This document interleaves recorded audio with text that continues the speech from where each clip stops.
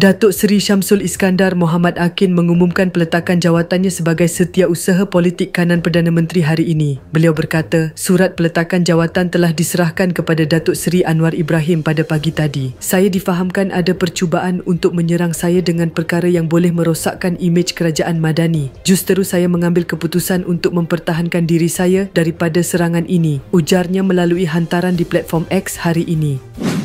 Sebelum ini, terdapat desakan supaya Syamsul Iskandar dipecat berikutan dakwaan beliau menyenaraikan 6 kontraktor dalam surat sokongan bagi projek hospital.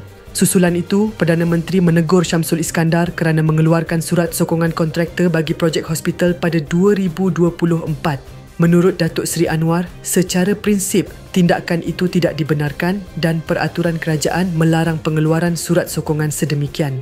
Beliau menekankan bahawa perkara maksimum yang dibenarkan hanyalah mencatatkan sila teliti semula.